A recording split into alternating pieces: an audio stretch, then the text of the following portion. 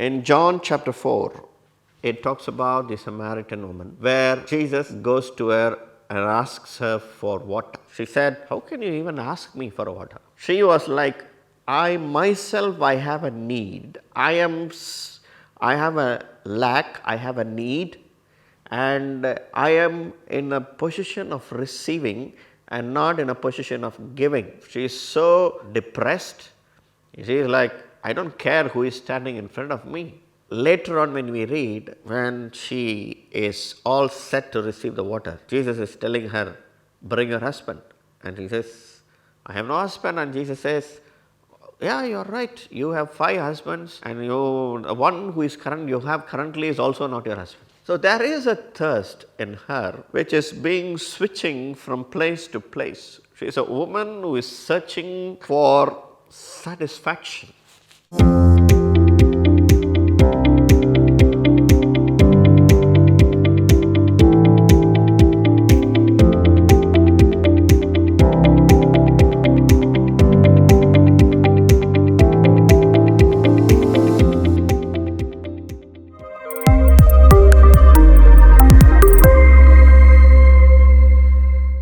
Once again, I welcome you all for this series of Searching the Truth.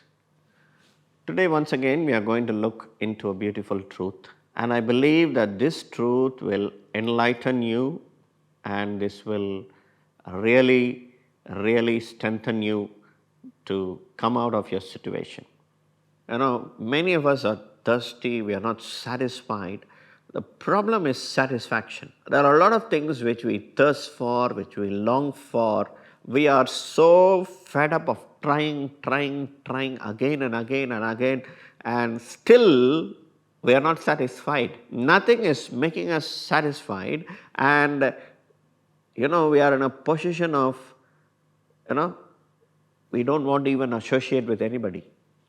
So when Jesus had come, she just said, how can you even ask me water? So that's why Jesus answered not to her words, but to her heart, and said, if only you understand the gift of God, and if only you knew who is asking you the water, then you, instead of trying to give me a water, you would have rather asked me for water. Whatever, there is something called a gift of God, which Jesus wants us to enjoy. Many times we don't realize the gift of God that is already been given to us. We don't find the goodness of God because we have a thirst which projects God's love in such a way that we rather feel abandoned. We have been rejected. We have not been accepted. We are like, lonely. Even, the problem of rejection and loneliness, is killing our heart. There's a pain in the heart for which Jesus says, if only you knew the gift of God and who is asking you, then you will ask him for water. Which means Jesus is telling, give your thirst to me and I will give you the satisfaction. You don't know what will satisfy you. You only have a thirst and you look for satisfaction. But Jesus is telling the satisfaction which you are looking for is something which only I can give you. It's not that you can find it anywhere else. It's only that I can give you. Which means he's saying, give your thirst to me and I will satisfy that thirst. I don't know how many of you are able to understand this message. The thing is, sometimes, we try to jump from one relationship to another relationship. That's what the Samaritan woman did. Which means she is expecting a kind of acceptance, a kind of recognition, a kind of affection which she is not able to find, which in fact it's often hurting her. So she keeps jumping from person to person. But Jesus is telling, you have a thirst, you're looking for something.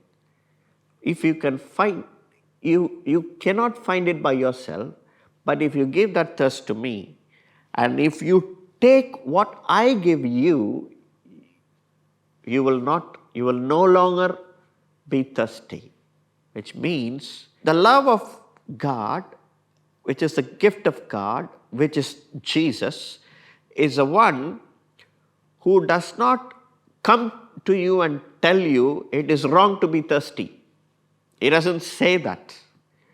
He knows how to make you feel embraced, make you feel satisfied, makes you feel, connected, make you feel accepted. Only He knows how to do. If you cannot believe that there is a loving Father God who can accept me, a Father God who identifies me, there's a Father God who recognizes me, there's a Father God who honors me, who loves me. If you cannot receive that from Him, if you don't enlighten yourself from Him, then you cannot find it with anyone who are around you. So that is the place to which Jesus was calling her. And that's why He said, the drink which I give, if this is going to satisfy you, if you are able to see that, yes, my God sees me, the Father God sees me in a different way. When that begins to satisfy you, all those offenses and that rejections is not going to affect you. Rather, you will feel worthy of what you are getting. I believe this truth has blessed you. May the Lord bless His word for you. Amen.